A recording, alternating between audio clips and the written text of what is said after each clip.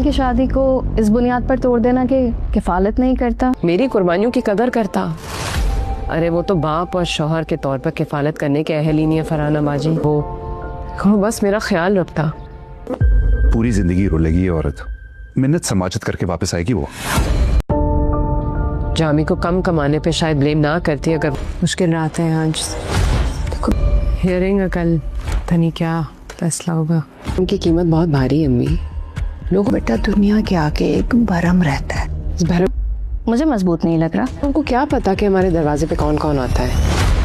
Zeba hearing वाले दिन जैसे ही अपनी वकील के पास जाएगी तभी वो उसे बताएगी कि तुम्हारा केस इसलिए बहुत ही ज़्यादा वीक है क्योंकि तुम अपने शौहर से 24 साल बाद सिर्फ और सिर्फ इस वजह से तलाक लेना चाहती हो क्योंकि उसने तुम्हारी और तुम्हारे बच्चों की अच्छे से कफालत नहीं की।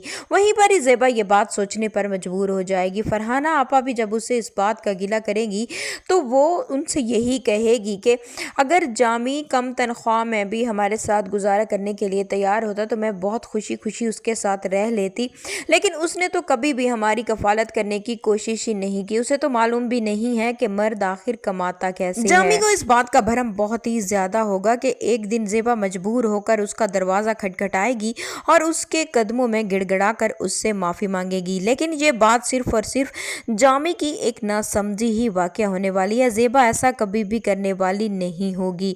उधर ही दूसरी तरफ आप लोग ये देखेंगे कि ज़ेबा की माँ भी उसे समझाने की कोशिश करेगी कि तुम अपने शौहर से तलाक ना लो, लेकिन ज़ेबा ये बात मानने के लिए किसी सूरत भी राजी नहीं होगी।